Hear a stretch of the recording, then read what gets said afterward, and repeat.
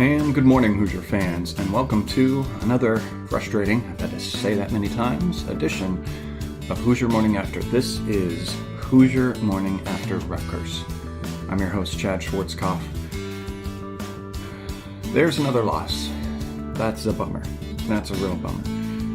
We've now gone in Archie Miller's tenure at Indiana 9 for 11 in games of losses. 9 losses out of 11 times that we've beat a good opponent or had a good win and then come back and lost the follow-up game, no matter who we're playing against. That's frustrating.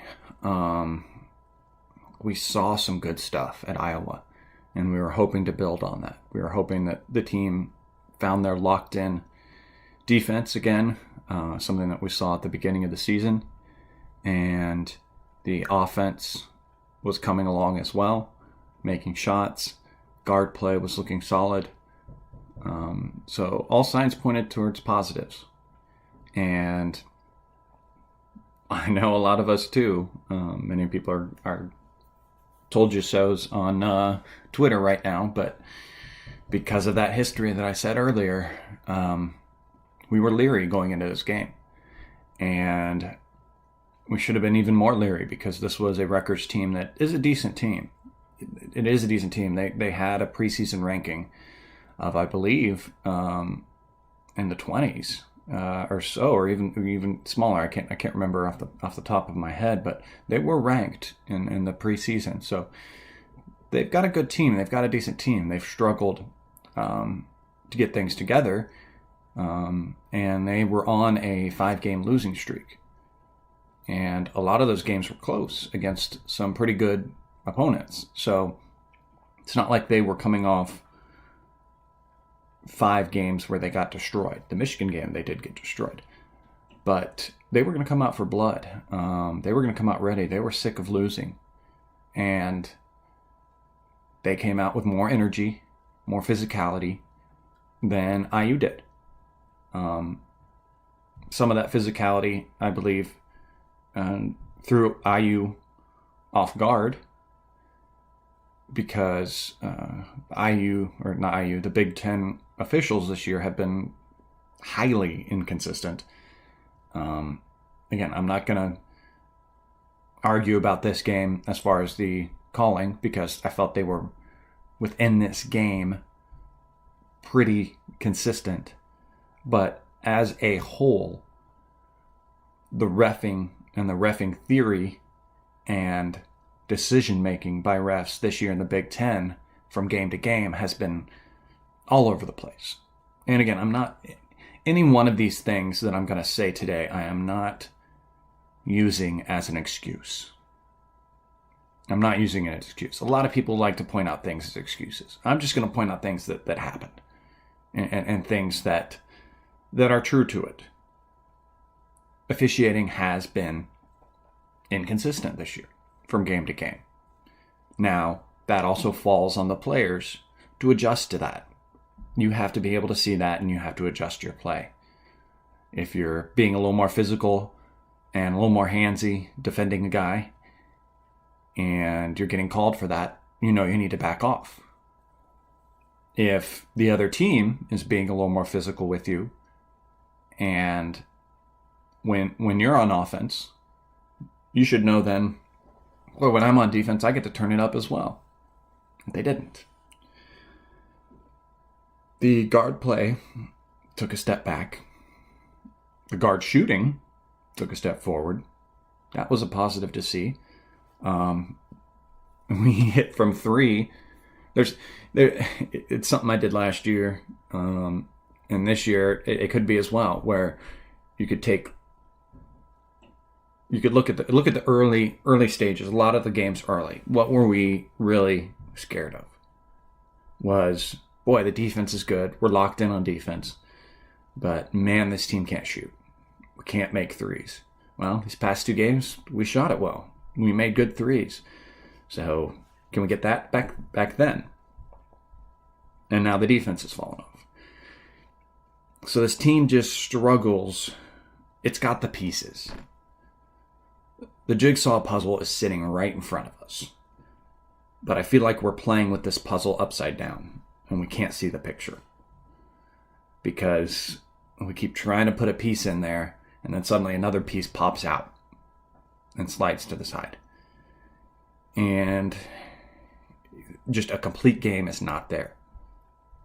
Now, going into half, while I didn't feel great, Indiana at least brought it within 5.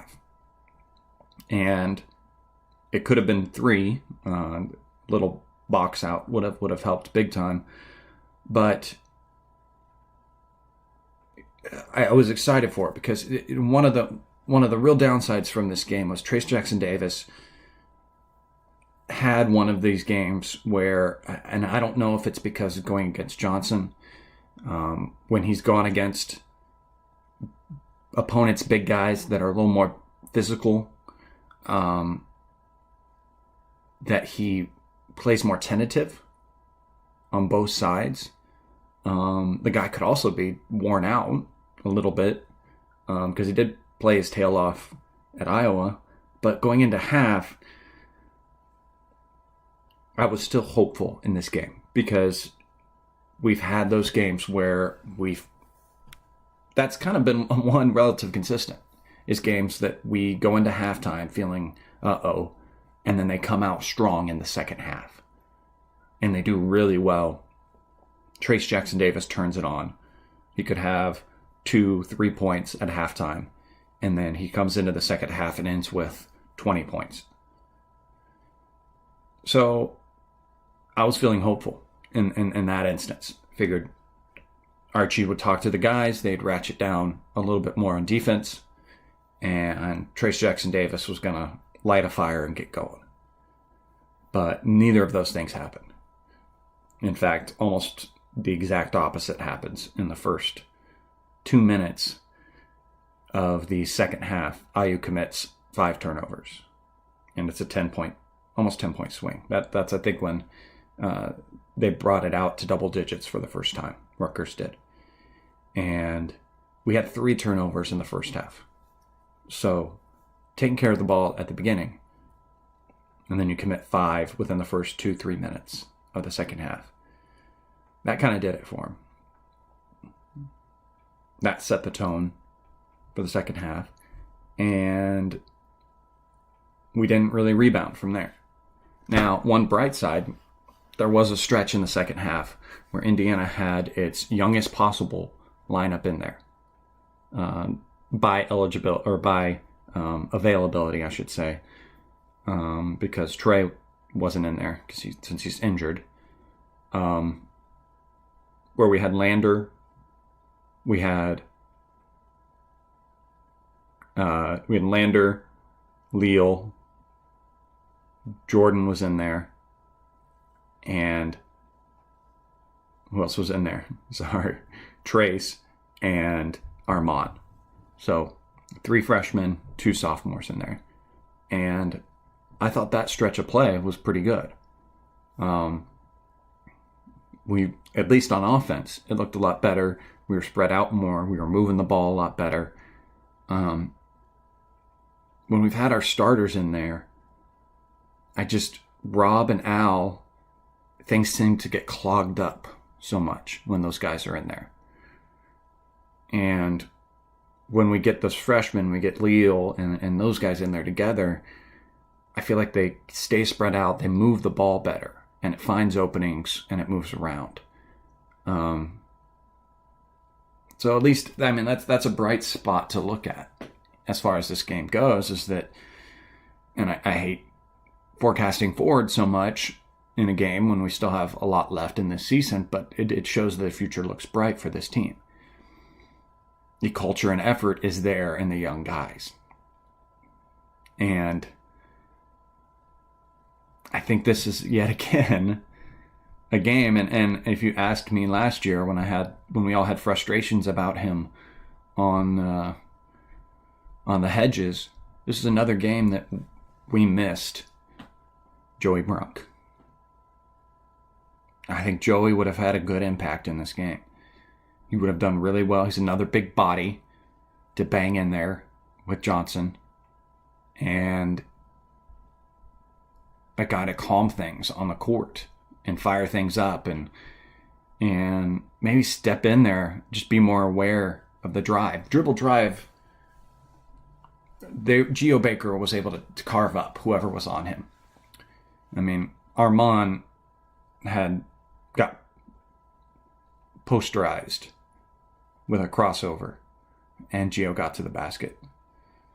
So it's frustrating. Again, it's almost a speechless habit. That's why I picked this coffee mug. Sorry, those that are listening on podcast, but it's a coffee mug.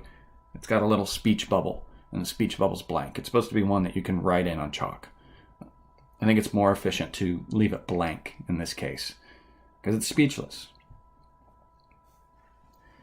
The positive thing is we've got a week down before we play Illinois. Michigan with their COVID issues. So we don't play again till Illinois on Tuesday, the 2nd. So if anything tells you, a devastating loss, and then a game against a highly ranked opponent, IU should win this one. We should win against Illinois. It's making our resume all over the place, which is another scary thought to start to think about. We really need to start winning. And looking at the schedule, it's going to be tough now. Illinois, Iowa. Iowa's going to be back at us again. You best believe Bohannon is going to be fired up for that game. Go scoreless against us. He's not going to let that happen again. Northwestern, again, who's tough. We lost to them. Ohio State, we haven't seen yet, but they're okay. Minnesota's decent. Michigan State's struggling this year, but they'll be out for blood for what we've done in the past.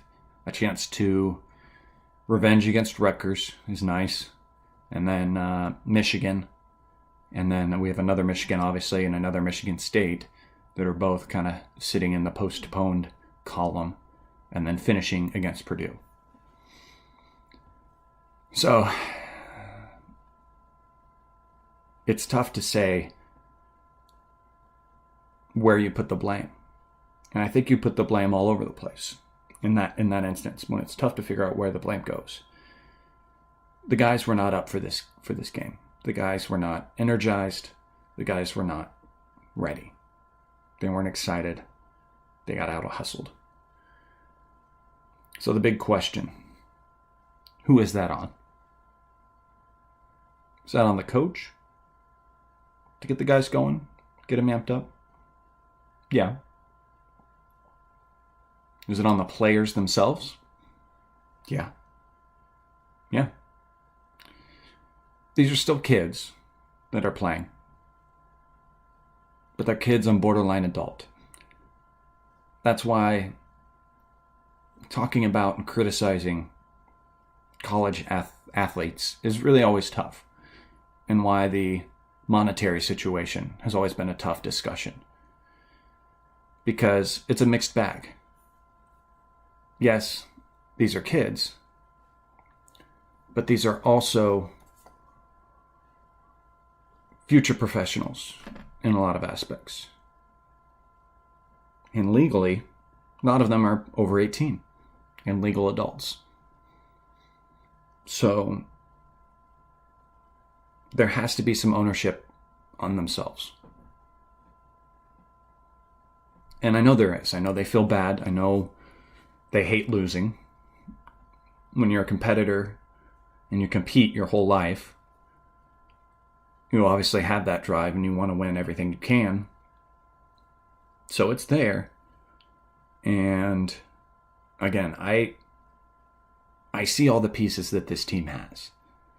And I still really like this team. And out of frustration, I'm going to fight for them to be all that they can be. And want them to be all they can be. And let's, I guess, again, take the lessons we need to take, and let's move on, and let's get ready for the next one. That's all you can do at this point. We can't pine over what happened. Or excuse me, we can pine. We're going to pine for a little bit. Let's finish today. Let's be over it today, and let's look forward now to the next game. I look for Trace Jackson-Davis to have a lot of fire in him. I want to see him come back and tear it up.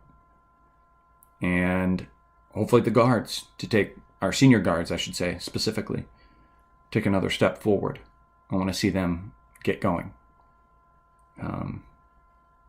The positive, I guess, I'll leave us on is that we got to see at least a little bit of extended minutes for Christian Lander. And he had a pretty good game. He'd kind of gone out there before and done a little bit of the off the stat sheet type of stuff. And then looked a little bit lost on defense. His defense has gotten a lot better. It's a hard one to go up defensive-wise because you're going against Geo Baker, who is, again, a very top-tier guard in our league. But I think he improved. So there was some improvements to come out of this game. And Jordan went in there too and had some pretty solid minutes as well to build on that. So that's great. That's great. We got better in areas. Now let's bring all the other areas back to where they should be. And let's move on from there. So that'll do it in this episode of Hoosier Morning After. Thanks for watching, guys. Please like and subscribe to the YouTube channel. You can follow me on Twitter at General Chadwick. There I will give announcements about the show. You might see me tweet a little bit during the game. I'll catch you next time, morning after the show. Until then, have a wonderful day and go Hoosiers.